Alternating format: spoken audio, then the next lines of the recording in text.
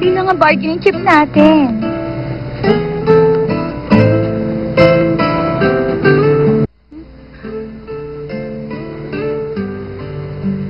Tumayo kayo, sabi!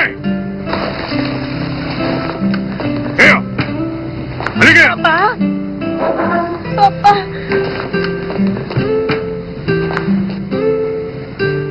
Cynthia. Cindy.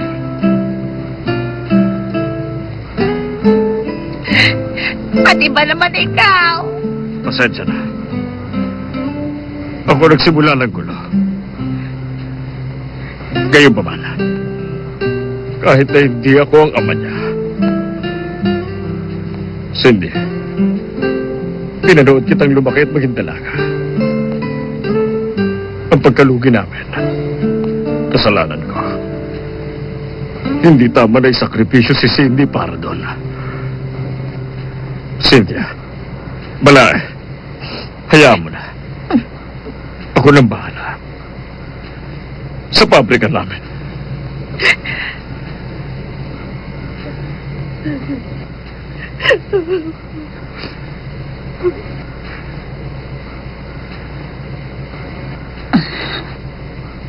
Pangako po. Basta si Cindy papayag na magpakasal kay Steven at isisilang niya ang legal successor ng G family namin, walang trabahador ng shampoo factory ninyo ang tatanggalin! Cindy, payag ka na. Cindy, payag ka na ba, ha? Huh? Sige na. Sige na naman. Ano ba? Pabayaan mo sila. Ikaw ang magdesisyon. Pag-isipan mo.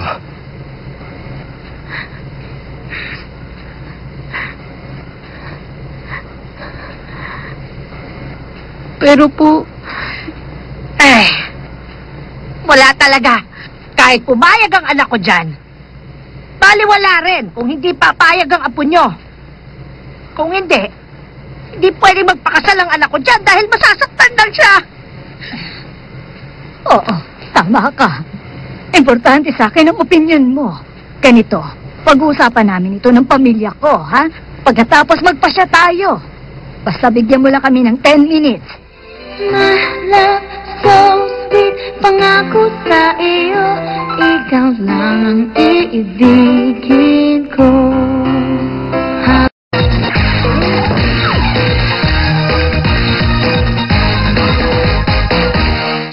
Grandma, huwag mo na akong pilitin. Hindi ko pwede pakasalan si Cindy. Yung magkaanak lang, ang laki ng problema sa akin nun eh. Oo, alam ko yun. Mahal ka ng grandma. Bakit ka naman pipilitin? Totoo yun, iho. Ay, alam mo ba, ang saya-saya ko kahapon, ha? Kasi pinanood ko ang DVD na ito. Rated R ito, iho. May 2 tao. Tinakpan pa nga ibang parte. Naku. At alam mo ang pinaka-weird dito. Kamukha-kamukha mo yung lalaki sa video na to. Oh! Grandma! Nakuha mo yan? Ewan ko. Hindi ba galing sa'yo ito?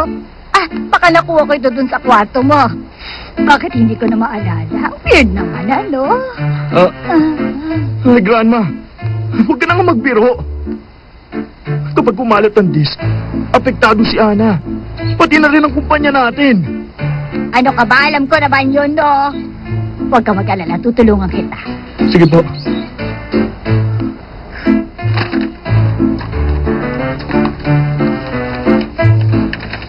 #113 family meeting ng Chen family, now in session. Magsisimula ang chairman natin. Bueno, ako muna. Paano ba? Magandang araw. Kasama sa pag-uusapan natin sa araw na ito, ang Jangmo Island, ang future nito for the years to come. At kung dapat pakasalan ni Cindy ang salot na yon, o hindi dapat. Si Steven po. Steven akong Steven. Whatever. Sige, magsasalita, itaas ang kamay. May sasabihin kayo. Teka, isa-isa. Lindsay, ikaw muna. Sige. Sa palagay ko, ha, mas malaking failure si Cindy. Mas madali sa palpak kesa success. Hindi lang yon, ngayon naman, first time na nakagawa siya ng mabuti para sa Jiangmu Island. At yun ay magkamali ng pasok ng kwarto at nagpabuntis sa mayanan. Ate, masyado ka namang mabilis magsalita eh. Ay, sorry. Kabagalang ko. Sa makatuwid, ang punto ko, dapat magbanta si Cindy na ipalaglag ang bata para pumayag na sila na lubayan ang factory. Tapos na ako. Oh, maupo ka na. Sherman! Sige, ikaw naman. I agree. Huwag mong ipalaglag dahil kawawa ang katawan mo. Kaya Cindy, pakasalan mo na nga lang siya. Isilang mo yan. Eh di tapos. Naku, ano yung sinabi ko? Sulat mo. Hoy, ano ba? Tapos na ba kayong dalawa, ha? Future ng Jiangmu Island kanyo, tapos dito kay Cindy nyo inaasa lahat? Puro sarili nyo ang iniisip nyo. Paano naman itong kapatid ninyo? Paano naman ang kaligayahan ni Cindy? Oh, tapos na ako. Ma, iniisip din namin si Cindy, no? Kaya nga dapat magpakasal sila. Isipin mo, sa itsura niyang yan, paano siya makakahanap ng lalaking simbuti ni Steven? Ate, bagala mo naman, hindi ako Ay, makasulat sige. eh. Oo, sige, babagalan ko na, ha? Kaya ngayon, ang main point, ikaw, Cindy, kung papayag si Steven na pakasalan ka, dapat ikaw din. Para, garantisado na ngayon ang bright future mo. Tapos na ako. Ano ba ang phone number ni Ana? Ay, kung nasa New York siya ngayon, lalagyan ko pa ba ng 002 sa umpisa? Opo. Uy! Grandma, ano ba kayo? Ay, naku! Ayan. Ay, ano ba? Tinutulungan ka na nga dyan sa problema mo, eh. Teka! Ay, alam mo, iho, tawagan natin siya at pabalikin. Pagkatapos, magpa-press conference ka ng kasama mo siya. Simple lang naman eh. Humarap ka lang sa camera, maging honest, at sabihin mo, I'm so sorry. Sorry sa lahat ng babae. May kasalanan akong kasalanan din ng lahat ng lalaki. Hay, at si Ana naman. Maniniwala sa'yo at maiiyak na lang doon. Pero kung mapapatawad ka niya o hindi, ayun ang hindi ko alam. Nako, kapag alam mo kinaliwa ka ng mahal mo at napukunwarit ang ayos lang, ay, kung ako si Ana, ayoko nang mabuhay. Grandma, pakiusap po. Hindi niyo pwedeng sabihin kay Ana ito. Naku, alam ko yun, iho. Naiintindihan kita hanggat maaari dapat sekreto ito. Pero paano? Ang mga tao sa pamilyang yan. At saka eto pa. Paano yung libon-libong nakatira sa island na to? Paano na sila? Alam nilang nangyari sa inyo ni Cindy. Kopya lang itong sa akin. Siguradong meron din sila. Kahit manahimik ako, mananahimik kaya sila. Kabuhayan nila ang nakataya. Kapag ganon, hindi mo alam kung anong pwede nilang gawin tungkol dyan. Kaya ikaw, pag-isipan mo yan. Hinata ka niya palabas ng OR? Opo. Nakita nyo na, ibig sabihin, mabuting tao talaga yung si Steven. Di ba? So, Cindy, akuin mo ng responsibilidad. Dapat kumpleto ang pamilya niyan. Ano, papayag ka ba lumaki ang anak mo nang walang ama? Ate! Bagalan mo, di ka niya masundan. Ikaw Wala. na lang, ha? Bakit ako? Jennifer, sige na. Oh. Bagalan nyo naman Oo na, kasi. sige na.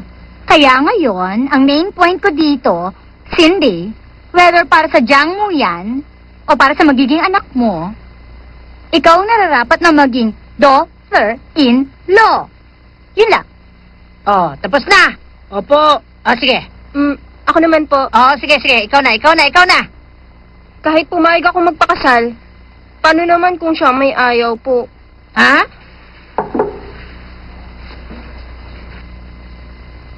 Excuse me. Pakiusap kay Cindy. May pag-uusapan kami.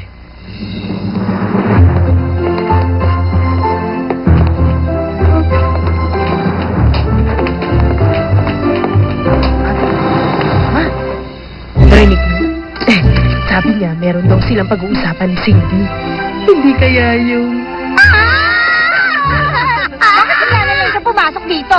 Ang gulo-gulo nitong kwarto. Jennifer, nakakalat pa ang underwear mo. Eh, ano ngayon? May asawa na ako, no? Oo nga. Pwede ba?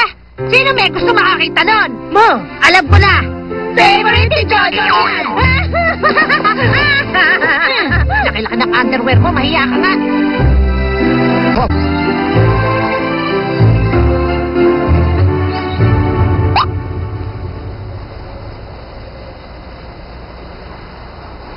Alam mo, gusto kong makatulong sa Jiangmu Island, pero wala talaga akong balak na manggulo dyan sa buhay mo. Baka naman kasi pwedeng... Pakasal na tayo. Ha?